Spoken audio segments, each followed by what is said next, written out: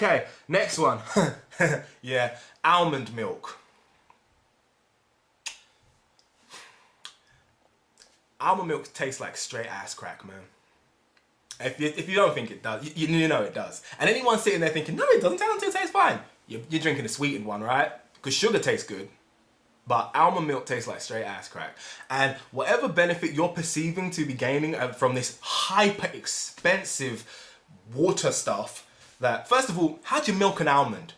Answer on a postcard. If you can explain it to me, just tell me how you milk an almond. I mean, I can understand a cow, right? You got your cow. Imagine cow. You walk up to your cow and like, listen man, I ain't gonna get no pleasure out of this, but we got a job to do and you know what's gonna happen, right? And you got your bucket and you're milking a cow. That makes sense to me. An almond. You just squeeze it? Like what? There's no milk in those. What is in there? So first of all, I'm dubious.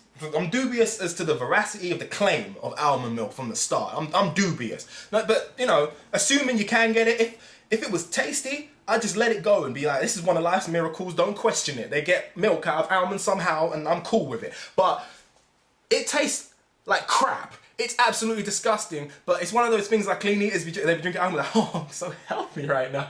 You drinking milk? Oh, I'm drinking almond milk. Like, gains? It's ridiculous. And the only way to make it taste nice is to sweeten it with sugar to make it taste nice, like the milk had originally, that you were trying to avoid making the whole thing completely worthless. And if you're gonna start talking about micronutrients to me in 2014 in the Western world, about how you need your micronutrients and all that stuff and all that jack, garbage. Don't even start me on that. So if you're gonna drink milk, I don't even drink semi-skim milk. If you're gonna drink milk, just drink milk, man. Just go drink some milk, pour some whole milk, drink it. And if you're not working in your macros, work your macros around it. That's the point. If you don't do macros and you're a clean eater, then work your portions around it. Just almond milk is it just kind of took over and everyone was buying it. It's like, do you people have infinite money or something? It's like 7 times the cost of milk just to make your cereal moist. Crazy, man. Just cross that out. Stop drinking almond milk. Stuff is foul and expensive. Whew. Okay. All right. No, I'm not gonna do that one. That's gonna upset me. Alright, Hardgainers. Hardgainers. You know, people that, you know, magically just destroy all food. Whatever they're fed, the food just evaporates and they can't put on weight. What a hard gainer is, for anyone that's watching saying, what's a hard gainer? Which is probably no one because you're probably into this fitness thing. A hard gainer is somebody that no matter how much they eat, they can't put on weight. So no matter how hard they train and eat, they're just stuck at the same skinny weight and can't go up in weight and can't pack on muscle. No.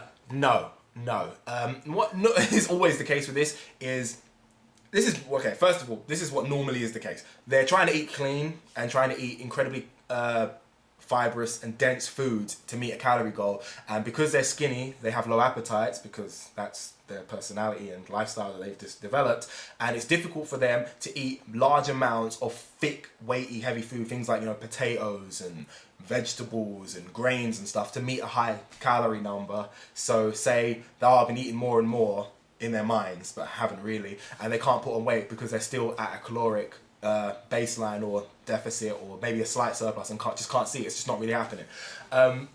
And so they got to put on somehow. So they think, oh, I've got to drink these supplements, the mass gainers that supplement companies make, because how could I possibly just eat food and find my own sugar water? I have to pay, you know, a 500,000% markup on it just to get given calories that appear to be everywhere in the world. But, you know, somehow their special ones have BCAAs or something. You know, we'll get on BCAAs later. And it's ridiculous because you're trying to do something that you don't need to do. All you need to do is consume more calories, and the calories can come from any source, and most of the highest calorie things are completely not satiating at all. You know, I'm talking sugar water, oil, things like that. You need to just get dirty with your food. You need to be eating things like nuts. You can go incredibly high in calories with hardly any satiation. Like a handful of nuts can be 1,000 calories right there. You know, you can just get a big handful of almonds. There's 1,000 calories. Snack on them throughout the day. There you go, man. I just gave you a 75% markup on your calories for hardly any money at all. You could pay me for that. Or you can Coca-Cola. Everyone hating on Coca-Cola. Oh, Coca-Cola's got no micronutrients. It's too bad. It's bad. No, it's great. Coca-Cola's fantastic. Coca-Cola's the best way to get your calories up if you really can't stomach. Instead of drinking water, drink fruit juice. Coca-Cola, Sprite, obviously not the diet ones. If you're trying to get your calories up, just have these things. Have your own sugar water. Get some water, put some sugar in it, drink it. There you go, calories for free-ish. Easy. The idea that there are some people that no matter what they eat, their bodies just don't metabolize the food and excrete it, that's absolutely ridiculous. That is a condition that exists, but you don't have it. You know, we're talking about like a kind of an illness that you might find in the lower Amazon rainforest, if you get bitten by a certain fly or something like that. You don't have it. You're just not eating much because you can't stomach to eat much because you read that bodybuilders should eat broccoli, brown rice, and chicken breast, which is fine, they should, it's good stuff if you are low on macros, which most people in the Western world are not even in the slightest, and also if you aren't already struggling to consume calories. So rather than paying Optimum Nutrition or whoever for your calories, why not just make them yourself and just, there you go, jam sandwiches. Bang. Everyone likes a jam sandwich. You can get like 1,000 of those. Sugar, water, oil. Get dirty with your food. You're getting too clean. So that's my, it's not really a rant, it's just, whatever. No, that's too big a subject. Oh, there you go. This saying, I get a lot of emails from people asking for help, and this saying is like, it's like a buzzword in fitness, and I'm gonna say it, I'm gonna whip out my speech bubbles. Stubborn belly fat. People always talk about their belly fat being stubborn. It's not stubborn. It's just there still. The only way to get rid of the belly fat is to remain at a caloric surplus until your body decides to burn it. It's not being stubborn, it's just there. Wherever your fat is, will normally be where you hate it the most. That's just normal. For the chance of your fat apportioning itself in a place that you wanted it to go is very slim. Some people, and by people we mean girls, get fat positioned in just the right place in their buttocks that makes them cool with it. Or hair, and they're cool with it. The chances of that, not very high. And they can live with their fat and look at it and be like, oh, you know what, I'm cool with it because it's in the place that I want it. Most people, no. You're just gonna get your fat wherever the body thinks, oh, there's a good place to store it. And normally, the place that it stores it most, it will of course grow the most, meaning you'll hate that part the most. So that will be, I just wanna get rid of my stubborn fat here. I want to get rid of my stubborn stomach fat. You're always going to point to the place that your body is most likely to store fat because that is where the most fat will be, meaning you hate it the most. It's just logical. And the way to get rid of that fat is just to keep going. And you talk about it being stubborn, it's not stubborn. You just need to maintain a caloric deficit because it was always the place that you hated and you want it to keep going, and you just gotta keep going until it's gone because the fat's gotta be somewhere. And the idea that the belly fat is in some way different, and it's always belly fat. Why is it always belly fat?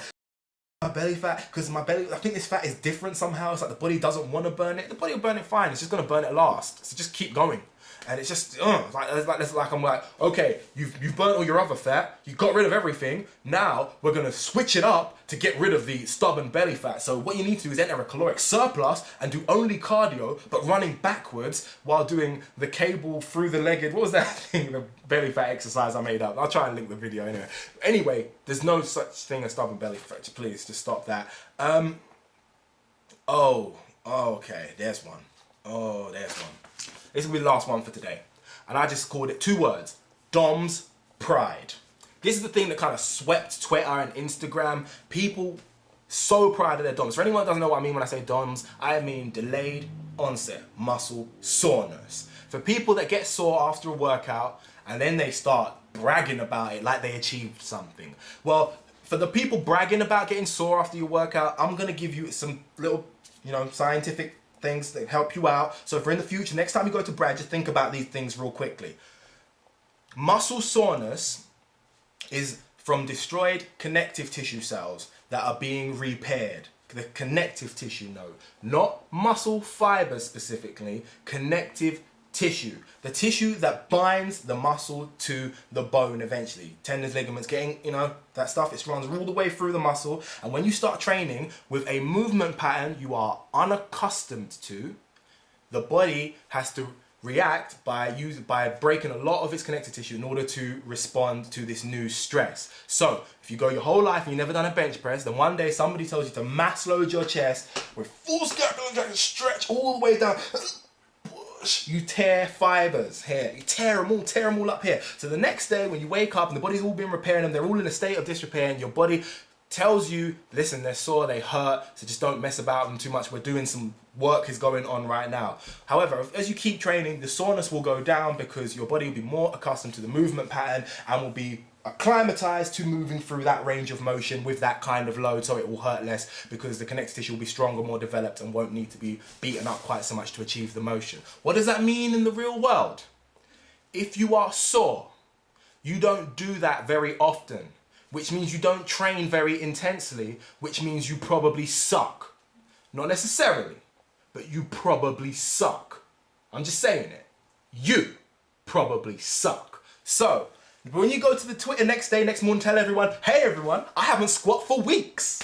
That's what you just said when you say, I've got DOMS. It's not, I did an excellent workout. It's, I did something new, which means I don't understand training programming, so I entered in new workout programs that I shouldn't have done because I'm constantly changing my workout, even though I'm a novice and only really need to squat a couple of heavy lifts that I should be getting used to because I should be doing them regularly. So either I don't understand training or I am lazy, but yesterday I thought, oh, right, I'll do some. So if you haven't trained ever in your life and you train tomorrow, next day, feel free to show off about your DOMS. But if you are someone that claims to be all about that fitness life, hat turn back, yo, I'm all about this fitness, and you're showing off about the pain and soreness you have, all that to any fitness professional, anyone that knows the body, understands physiology, understands training programming, all they hear is, man, that person sucks.